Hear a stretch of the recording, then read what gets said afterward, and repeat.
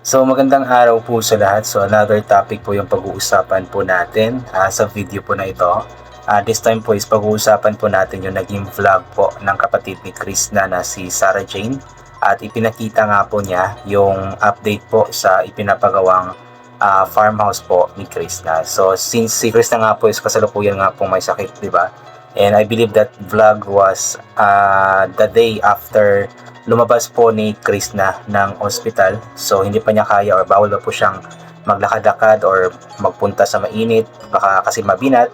So si Sarah Jane muna yung kumbaga naging proxy po niya sa kanyang pag-vlog at ipinakita nga po ni Sarah Jane po yung farmhouse na ipinapagawa nga po ng kanyang ate Krishna. At nakakagulat po kasi malaki pala yung ipinapagawa ni Krishna, guys. So alam ko na kumbaga 2 stories ito, so dalawang andana po yung ipinapagawa po niya, pero nung makita ko nga po yung skeletal ng house or ng farmhouse is napakalaki pala nito tignan, and possible na kapag matapos na po ito sobrang laki po nito tignan at sobrang ganda kasi ngayon pa nga lang po na hindi pa nga tapos, mga skeleton pa lang, then may konting mga hollow blocks or semento na nakalagay doon, pero kita na po natin na maganda po siya. So I'm sure na kapag natapos po ito, sobrang ganda po talaga nito. At isa po ito sa reason siguro kung bakit nga ba sobrang naiinggit po ang mga bashers sa kanya at mas lalo po siyang sinisiraan, dinadown. Kasi nga po, dito pa lamang po sa sa farmhouse po na ito, talagang luwa na po ang mata nila. Dahil nga po sa sa isa ito sa plano ni Krishna na alam kong ipinanalangin po ng mga bashers na sana hindi matupad.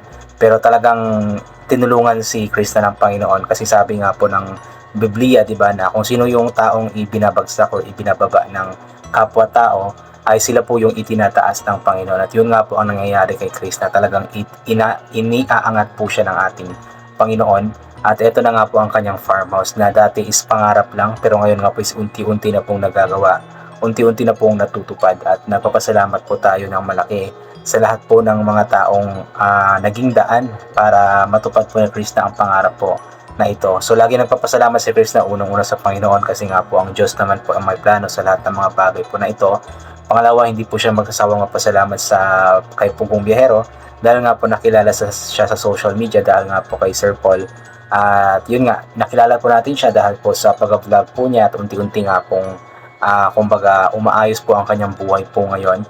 At nagpapasalamat din po siya sa ating lahat ng mga viewers kasi nga po hindi naman mangyayari ang lahat ng mga bagay na ito kung wala siyang mga viewers, hindi po ba? Kaya congratulations talaga kay Krishna kasi alam mo yung maging tayo po ng mga viewers lang sobrang nai-excite na po sa sa resulta po ng pinapagawa po niyang farmhouse. So hoping na sana nga po bago siya mag-birthday sa August 26 ay matapos na nga po ito. Nang sa ganun is kumbaga isa itong napakalaking parang regalo po sa kanyang darating po na 22nd birthday. So hoping po na mangyari po iyon. And nagpasalamat din po tayo ng malaki kay Sarah Jane kasi siya po yung nag-proxy or siya po yung nag-vlog po sa farmhouse ng kanyang ate. Kasi nga po hindi pa pwede si Krishna na pumunta doon, mainit, malayo. So nakakatuwa lang kasi andyan yung kapatid ni Krishna. Actually lahat ng mga kapatid ni Krishna is maasahan naman sila Ugdot, sila Robert at iba pa po mga kapatid niya. And si Sarah Jane din talagang siya ang tawag dyan, napaka-witty, then napaka-palabiro, may sense of humor siya katulad po ng kanyang ate Krishna. So marami nga po akong nababasa ng mga comments na possible nga po or pwede nga po na maging isang vlogger itong si Sarah Jane kasi nga po hindi siya boring din panoorin sa vlog kasi palabiro nga po, palabiro siya, matalino at maganda syempre, napakaganda ng batang ito. Kasing ganda po ng kanyang ate Krishna, kasing bait, kasing palabiro. Pero basta, nagpapasalamat kay Sarah Jane kasi nga po na vlog po niya ang farmhouse ng kanyang ate. Kasi matagal po natin itong inantay din ba since nasimulan nga po ang kanyang farmhouse. So, ang gusto sana ng mga viewers na sana is may daily vlog si Krishna sa kanyang farmhouse. Pero yun nga sabi ni Krishna na nahihiya nga po siya sa mga panday kasi hindi siya sanay na may mga tao na marami kapag nag-vlog po siya. And then ito na nga po, natupad na po yung pangarap natin na magkaroon po ng update sa kanyang farmhouse at dahil po yun sa kanyang kapatid na si Sarah Jane. So sana patuloy po nating suportahan at kung ano man po yung plano ni Sarah Jane, kung halimbawa man na mag-vlog siya or kung ano pa mang gusto po niya sa kanyang buhay, i-support lang din po natin kagaya po ng pagsuporta po natin sa kanyang ate Krishna at sa kanyang ate Inday Ugdot.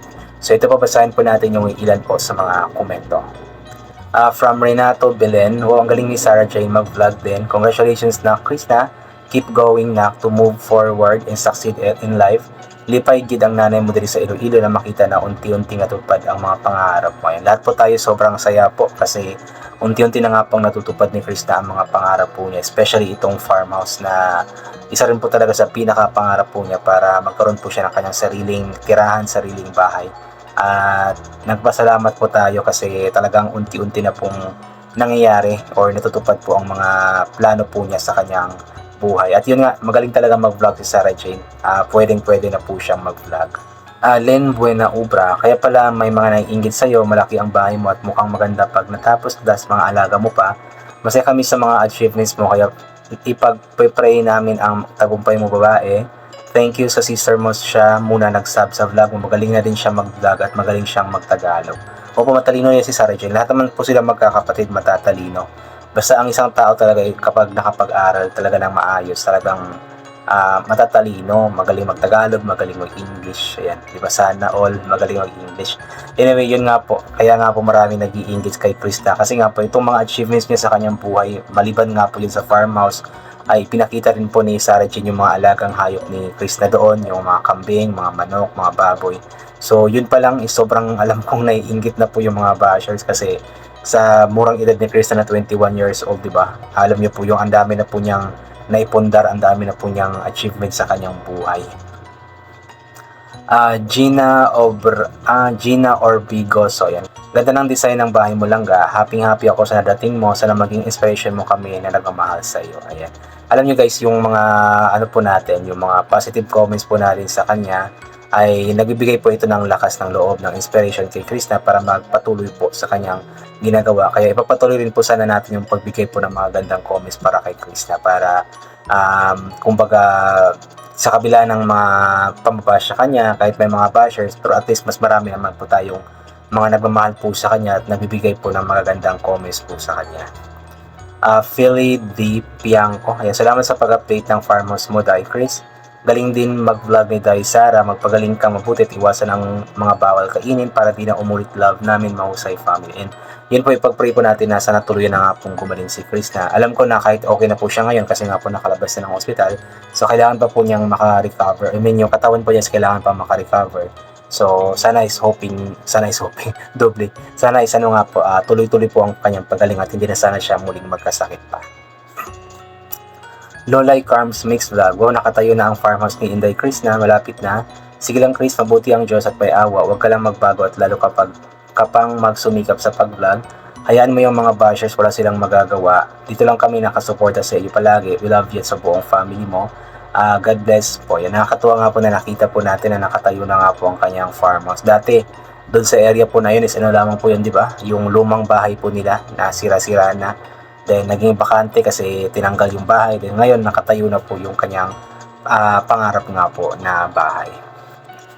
Veronica Freya, salamat Chris na kahit papaano ay may upload ka. Magpagaling ka na mabuti at dahil Chris na para bumalik ang lakas mo. Pray palagi kay God at salamat kay Sarah Jane sa kapatid mo dahil supportive talaga siya para lang may mapanood kaming vlog mo. Kaya maraming salamat talaga, God bless. Marami pong sumuporta kay Sarah Jane. Kung napansin niyo po yung kanyang vlog, sumabot na po sa 71k, mahigit yata yung views sa loob ng isang araw. So ibig sabihin is marami po yung na-excite at natuwa po sa pag-vlog po ng kapatid ni Krista na si Sarah Jane. B. Woodworth, ayan, wow, you're really blessed, Langga Krista, ang galing ng sidekick vlogger mo. Galing ni Sarah, ni Tito the Max, ako all the way. Yung mga ad-lib hit niya parang din ikaw, very entertaining and witty din like you. Maganda din ang CC Sarah mo, ang ganda na rin ang future farmhouse mo. I'm happy for you and take care of yourself. Please don't forget to pray and thank our Lord Jesus for all your blessings. Mas marami pang darating sa iyo, Langga. O naman, lagi naman niyang nagpipray ng kapasalamat si Krista sa lahat po ng biyaya na kanyang natanggap kasi importante po yun sa atin guys. Kahit na walang biyaya po na darating po sa atin, ay palagi pa rin po tayong magpasalamat. Kasi yung mga bagay po na dumating sa ating buhay, hiningi man natin o hindi, ay kaloob po sa atin yun ang ating Panginoon. At dapat po natin ipagpasalamat palagi. Iyon. At yun, yung mga adlib din po talaga ni Sarah Jane, talagang parang Krishna din talaga, no? Napaka-witty, may sense of humor, talagang bagay na bagay mag-vlogger. Manang-mana sa kanyang ate. Maganda, mabait, palabiro, ganoon po. And from Barbara Soriano, good morning Dad Chris, na lapit na matapos farmhouse. Congrats in advance, stay humble lang, and God bless you. Ayan, po natin, i-congrats po natin si Chris na in advance dahil nga po talagang eto na, nasimula na po ang kanyang farmhouse, malapit na nga po itong matapos. So, yun, hoping nga po na matapos ito bago mag-birthday para isang malaking regalo po ito para sa kanyang 22nd birthday. So yun, I think hanggang dito na lamang po muna itong gagawin ko na reaction video. So God bless po and bye for now po.